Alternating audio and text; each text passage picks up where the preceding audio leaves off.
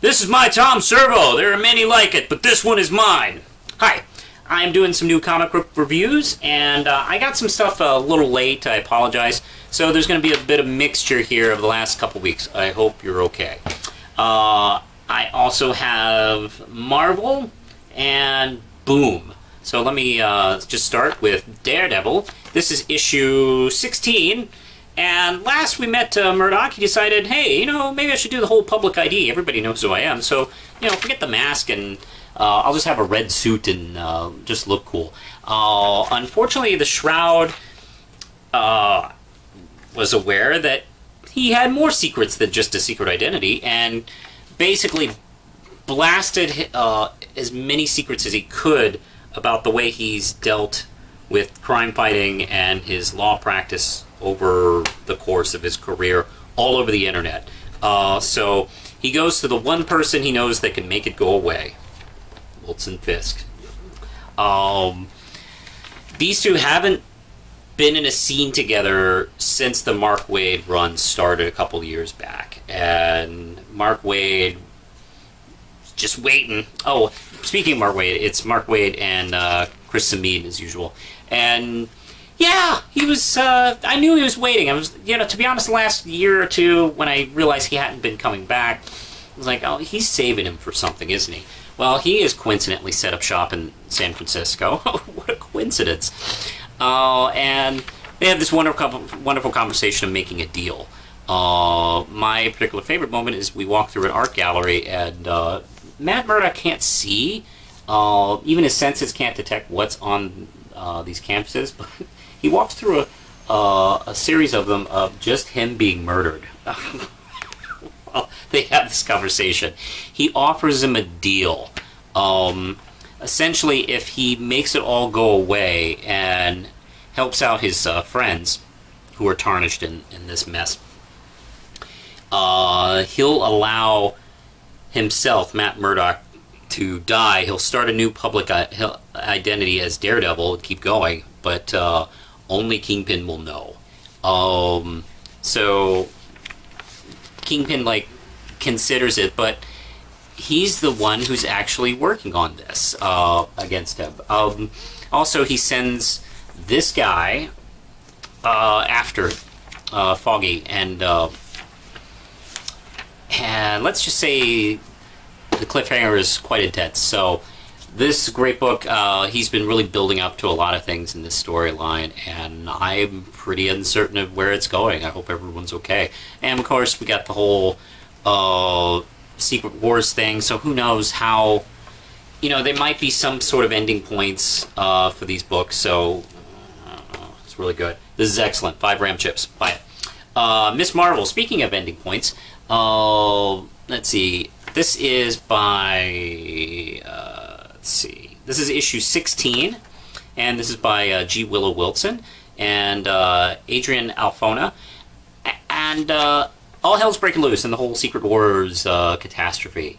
And everybody's going crazy, and Kamala Khan has no idea. She just needs to know she has to get home. There's this wonderful sequence where, let's see, Alfona is an amazing artist, and I love what he depicts, like in background scenes, like where she's at this hot dog cart in the beginning of this issue, and let's see, there's, I don't know if this was written in the script, but I mean, there's like pigeons all around her backpack, and one of them's pulling her costume out. And one of them has a helmet on. I'm not even sure why that is. And this is what I love about this artist is he works, I mean, this is almost like an independent superhero comic. I mean, there's so much going on, action in the background, and a lot of detail. It's just beautiful to look at, and it's not a very typical superhero art style either. It's enough to kind of like go, oh, okay, yeah, I get it. I've compared this work to Stephen Ditko and Steve Stanley before, and I still wholeheartedly support that idea. She also has really, I love the way she's been figuring out her powers. Like, she needs to run across the river, and she enlarges and flattens out her feet so she can actually sort of balance herself and run across, which is really clever. And that's, if you haven't really picked up the series yet, she has been doing things like that with her shape-shifting powers, which I think makes it a really interesting read, instead of just doing, I don't know, standard shapeshifter stuff. Let's see. Anyway, she gets home, and she also has to go to school because, you know, all hell's breaking loose over there. And the cliffhanger, it features something. She doesn't know what she's doing. She's scared, just like everybody else, but people are looking to her because now in the neighborhood she's kind of become a thing. And she meets somebody who is very important to her at the end of this. Probably already know, but I won't tell. 5 Ram Chips. This is a fantastic series. This is actually one of the best comics out there right now. Princess Leia. Let's see. Okay. I'll just have you read that. We'll just do the title scroll like that, just so you can be up to date with what's been going on in Star Wars Princess Leia. Oh wait, I'm not doing this right. Dun dun da da. How's that Star Wars music go? Da da da da da da da da. Ba da ba da da da da da da. Okay, you get the drift. Anyway. She's out trying to save as many people from Alderaanians, because not everybody was on the planet when it blew up, so she's trying to gather and save as many as she can, with the Empire hunting her down. This is, by the way, also by Mark Waid, and by the Dodsons. Let's see, Terry and Rachel Dodson. And good lord, they were a great choice for this book. It's beautiful. It's you know, cartoony enough and realistic enough, where yeah, it looks like the characters, but it's enough to be its own style, which I think is always a good move to do with these kind of like you know, licensed characters, you know, from films or TV shows and stuff like that. And yeah, because like, you know, Princess Leia looks like Carrie Fisher, but you know, there's enough of their style in the book to be not boring. Anyway, there has been a spy on their ship as they've been going, because the Empire just happens to show up when they stop somewhere. She realizes that a teenager is calling her sister and isn't meaning to tell, but she doesn't realize that her sister is actually with the Empire. So they set up a deal. While this colonel, who is very untrustworthy, tries to meet with more people and find more people from Alderaan, she's kind of racist, which is, look, your planet's been blown up, and you're trying to save as many people as you can. Not the time to be racist. Just get as many as you can. Worry about being superior to other people later. Let's just save people, okay? And also, by the way, we see her classic New Hope costume, where she puts that back on, where she ends up having to make a deal with the Empire. Great book. This story arc has been fantastic. Actually, I've really been enjoying this story arc because it really does make sense and does go to a question like, hey, what did Leia do about her planet blowing up? This is wonderful. I don't know if you're picking up all the Star Wars books, but you definitely should be picking up this one, I think. 5 Ram Chips. Everything's really good.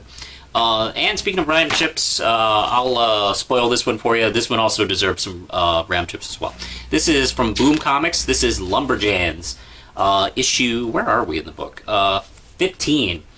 And I'm going to be talking more about this book. I think this is an excellent series. I haven't talked about it every comic book review I've done, which is my fault. But essentially, the series is about this group of girls who are at a camp, and the camp is kind of weird and has monsters and creatures in it. It's a little on that Gravity Falls Twin Peaks kind of thing, a little more than Gravity Falls than it is Twin Peaks. But last we left our characters, their Scoutmaster, Jen, got trapped. Well, first off, it snowed out of nowhere in the middle of summer.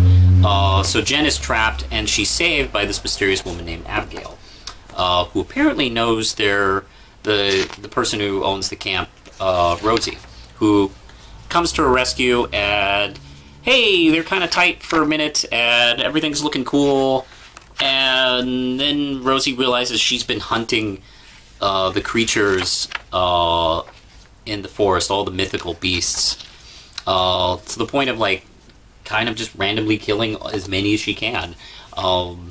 So that's kind of draws a line in the sand, and they're talking about some kind of thing that happened, because Abigail was once part of the LumberJanes. It was kicked out for reasons, and Jen's kind of doing her best to keep up. Meanwhile, we have the LumberJanes themselves struggling to actually find Jen. They don't even know what's going on. With the comic ends with Abigail ditching Rosie and Jen and going off to kill something really big. This book is by Noelle Stevenson and Shannon Waters. It's illustrated by Brooke Allen, and this is a great series. I've been really enjoying this. If you want to take a break from all the superhero stuff and you want something really original and fun, this is a great book. I highly recommend it. This gets 5 ram chips. Everything's been pretty good this week. I haven't really been picking up any stinkers of late. And I'm going to be doing reviews on the big Secret Wars thing. I'm trying to decide if I should wait till the whole thing is done or maybe review it halfway. I mean, it's a pretty big thing. I think it's, what, 8 issues or something like that? Maybe I might stop. Maybe I might do a halfway review for issue after I get to issue 4. I still do this book called Red Knight. I'm about to start a Patreon. Keep updated with my Facebook and my Twitter, and I'll be letting you know. I also do a whole video to do about the whole Patreon thing. But if you want to buy my book, I like it a lot. I think I did pretty good. And you can check the link below in order to buy yourself a copy. I think that's it for now, so push the button.